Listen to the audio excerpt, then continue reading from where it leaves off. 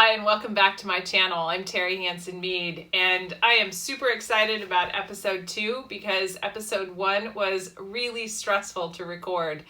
One wouldn't think so, but at 49 years old, starting something new and seeing yourself on camera and listening to yourself, it's a bit challenging, but as I'm trying to do something brave every day in the month of January, this is my brave thing for today.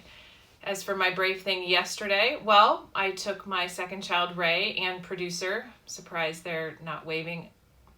I'm sitting on the floor. What do you want me to do? Stand up and get over here? Fine. Hello. Anyway, we went into San Francisco to meet up with one of my longtime besties, Bonnie, who lives up in the Sacramento area. We don't get to see each other a heck of a lot.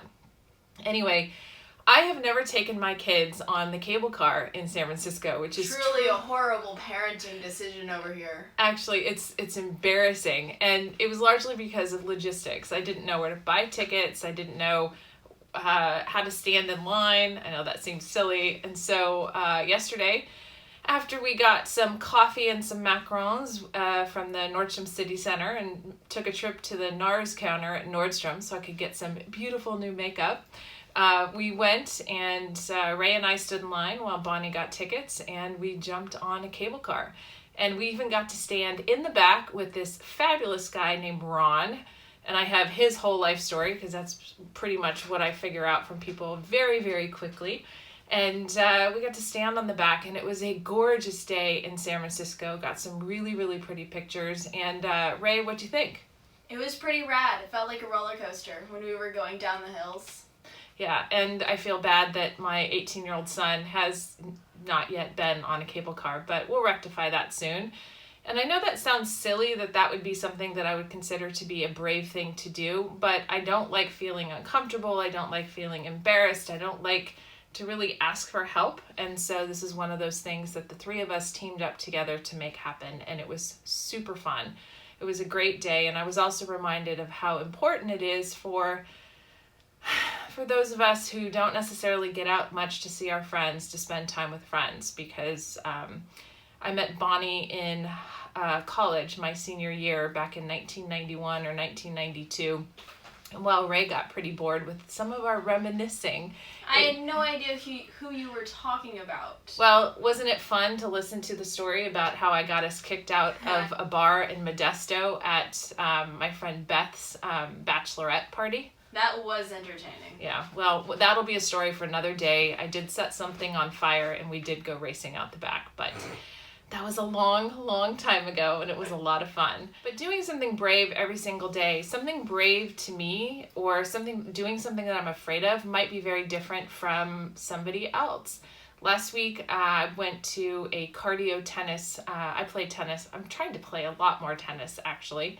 And there was this one particular guy who asked me what I did, and we were walking out, and I happened to mention, we were talking about women in Silicon Valley and not being on equal footing, and he basically said, no, women are on equal footing in the Silicon Valley. And I said, no, we're not. And he says, well, my partner, who's an investor, he was a surgeon, he said, she's on equal footing, she's just a total badass. And I said, well, she might be an anomaly, but for a lot of women, not only in the Silicon Valley, but other parts of the United States and the world, we are not on equal footing with men, and we are still working really hard to change that. And he basically tried to mansplain to me that I didn't know what I was talking about. And I pushed back the first time with some data and some statistics and some research, thinking that would help. And he basically dismissed all of that. I pushed back again with some more data and some statistics. At this point, incredibly uncomfortable. And he responded back and dismissed all of it. At which point, in the past, I would typically just stop, because usually things start to escalate at this point, and I've been trained to de-escalate. And I thought, no, I don't want him to get the last word. I don't want him to think that if I drop the rope that somehow he's right. And so I pushed back again, and I said, no, you're absolutely wrong. And I gave a little bit more information, and I proceeded to walk to my car, got into my car, and I drove away. And I cannot tell you how uncomfortable I felt. It physically felt terrible because I was pushing back. I don't like to be seen as difficult, contrary to what a lot of people think. Yeah, you're laughing over there, Ray.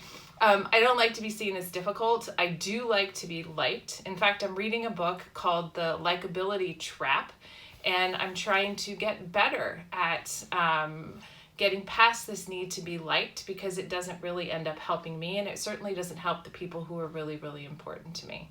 So that was one of the things that I chalked up to being brave on Thursday, because normally, as I said, I would drop the rope, and I didn't drop the rope. So in the month of January, every single day, I'm doing one thing to be brave. I'm doing all sorts of other things. I have this other challenge going on called Bye Bye Baggage, and it's out on Instagram and Facebook, LinkedIn, and Twitter. And I'm encouraging people, mostly women, but some men are actually getting into this as well, to do one thing to let go, to travel lighter through 2020. Today's challenge was to take a look at your spice drawer or spice cabinet and find 5 spices that were at least 5 years past their expiration date. And there are rules around it, so I think if it's a whole spice, they have a 3-year shelf life. If it's a crushed or ground, it's 2 to 3 years. And so we went through and we got rid of a whole bunch of them. And so that felt really good to clean those out, and also force this wasn't part of the challenge, but forced my husband and Ray to go through the hundreds and hundreds of bags of tea. Okay, that's a slight exaggeration. We had a couple dozen, not hundreds. Okay, Thank you very much. it was all cluttery and it needed to be cleaned up. So anyway, so it's been super fun to let go of one thing, whether it's unsubscribing from subscriptions or emails, or unfollowing that person on social media who just doesn't make you feel good. I've been doing that actually a lot over the last couple of years, but definitely something to think about in order to travel lighter through 2020. So that's really what's been going on. I'm all dressed up a little bit. We have friends who are moving to New Zealand. Talk about brave. And we are going to their going away party, which they're holding in downtown Redwood City. So got a little glammed up to go do some dancing on a Sunday night when I'm recording this. And it's feeling pretty good. And as you can tell, we managed to get the backdrop set up. Ray and I Yay! Finally. So Ray and I took a trip to Ikea.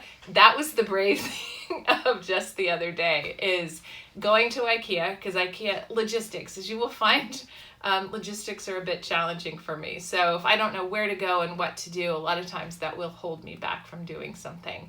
So we went to Ikea, and we had a really great time wandering around, seeing all the settings, and I was looking for shelving and ended up finding these cute little boxes. And so we ended up assembling those. My husband installed them. Then it was a matter of filling in, and maybe in the next couple weeks I'll take you on a tour of the special things that I have filled.